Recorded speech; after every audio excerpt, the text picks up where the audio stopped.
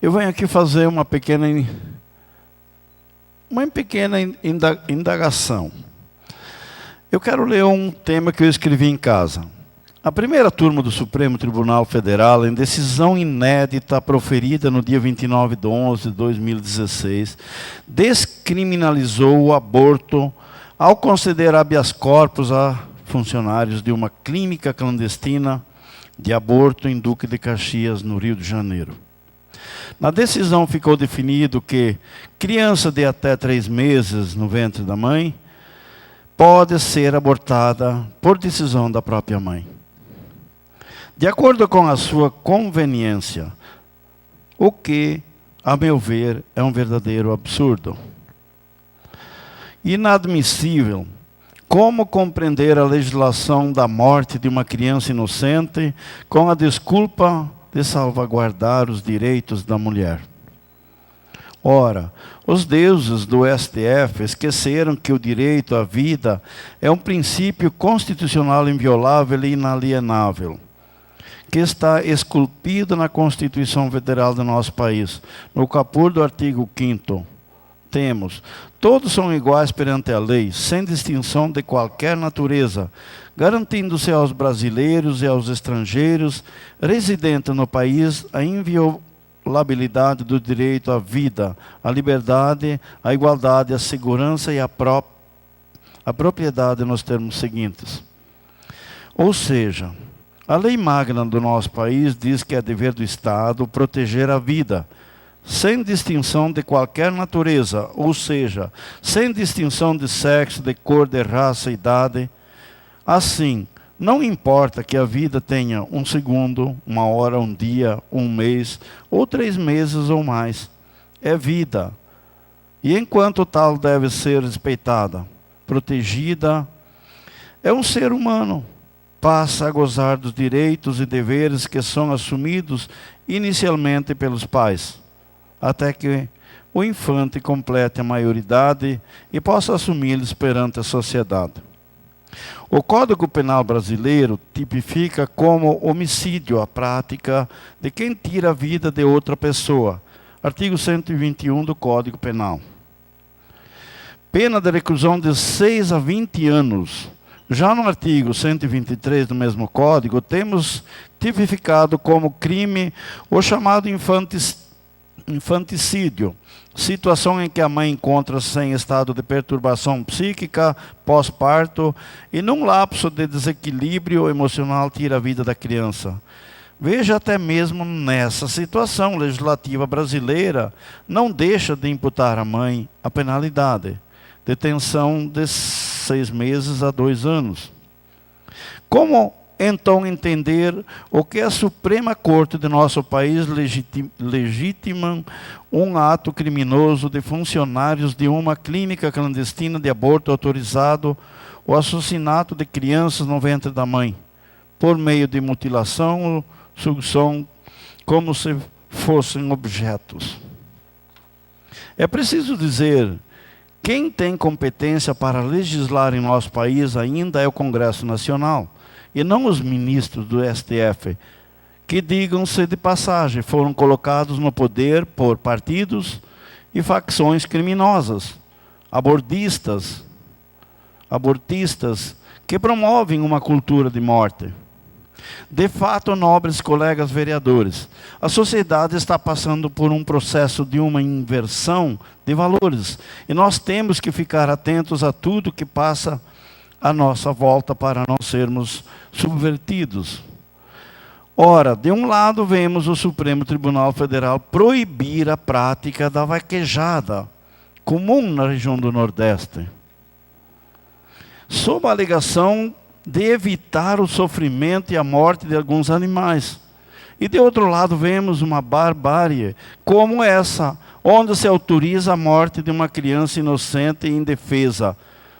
Deparamos-nos hoje no auge da pós-modernidade como a premissa de que a vida humana cria a imagem e semelhança de Deus. Vale menos que a vida de um animal, de um boi. Então, olha a importância, senhores vereadores. Hoje Alírio Barca, tenho 63 anos. Mas também já tive 3 meses. E graças a Deus não nasci nesse tempo. Caso contrário, certamente estaria entregue à sorte de calhordas como esses que acham que têm nas mãos o poder de definir sobre a vida e a morte.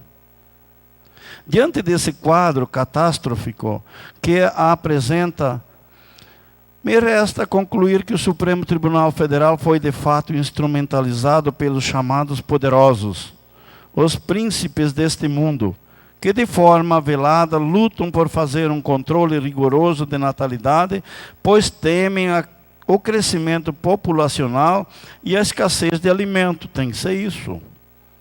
Contudo, o fechamento à vida não é a solução correta. Não se pode admitir que o solo brasileiro seja manchado pelo sangue de inocentes. Pelo contrário, é tempo de se levantar em defesa da vida e dos valores que sempre nortearam os princípios sociais. Por que não dizer os valores cristãos? Definitivamente é preciso que se faça uma reforma política capaz de permitir ao cidadão de bem uma representatividade viva e eficaz. Precisamos de políticos que representem os interesses da população e não de uma meia dúzia de poderosos egoístas que só acumulam riqueza em detrimento do sofrimento alheio. É tempo de se levantar contra toda forma de corrupção, de levantar a bandeira da família e da vida. Não há como esconder ou mascarar a realidade. Aborto é assassinato, e assassinato com requintes de crueldade, pois mata-se quem ainda não tem condições alguma de se defender. Ainda sobre o assunto, é necessário ressaltar que a biologia molecular, a embriologia médica e a genética oferecem muita luz para responder à antiga pergunta sobre o início de cada vida humana. E definitivamente desmascarar os argumentos dos abortistas. A ciência garante hoje que a vida começa com a fusão do espermatozoide e o óvulo, chamado de fecundação, ou seja, a vida começa na concepção, quando o óvulo é fertilizado, formando um ser humano pleno e não um ser humano em potencial. Outra justificativa sustentada pelos abortistas é que deve-se pensar no aborto também nos casos excepcionais, como, por exemplo, estupro ou em caso de crianças com anomalia. Neste sentido, é preciso dizer, em caso de estupro, há sem dúvida uma violência desmedida cometida contra a mulher, que causa dor e sofrimento. Logo, o agressor deve ser julgado e condenado sob as penas da lei. No entanto, a pena não pode passar do agressor para a criança, que nada tem a ver com tal violência. Esta não pode ter a vida ceifada por uma atitude impensada e insana cometida por um terceiro. Ora, um erro não justifica o outro. Existem ainda argumentos para dizer do trauma que o estupro provoca na mãe. Além da violência suportada, a mulher não deve ser obrigada a sustentar em seu ventre uma criança que jamais desejou, que passou a ser objeto de desprezo pelo transtorno vivenciado. De fato, uma situação extremamente complicada. No entanto, é preciso compreender que até mesmo de um mal, Deus é capaz de tirar um bem, e um bem maior. E com certeza o nascimento da criança servirá de alívio, sendo capaz de fazer a mãe superar todo o trauma vivido na concepção e gestação. Só uma mãe é capaz de mensurar a alegria e a graça que é gerar e dar à luz a uma vida, participando assim como coautora do plano divino. Como dizia o apóstolo Paulo, onde abundou o pecado, superabundou a graça de Deus.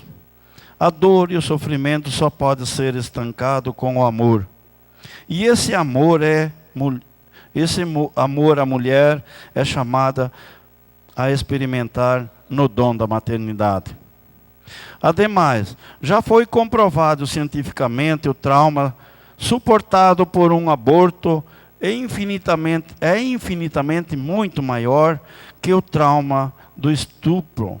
E esse sim poderá acompanhar a mãe por toda a vida e até a eternidade. A segunda questão levantada pelos abortistas é sobre os casos de crianças que na gestação se detecta alguma anomalia. Eu te pergunto, justificaria eliminar a vida? Óbvio que não. Não se pode medir a perfeição de uma criança pela forma física ou pela capacidade mental absoluta. Mas a perfeição se reflete na alma e o coração puro que se expressa no olhar, no sorriso, no amor. Pergunte a um pai e uma mãe de criança com anencefalia ou síndrome de Down, por exemplo, se carregam o peso do arrependimento por ter gerado e dado à luz a uma criança nessas condições.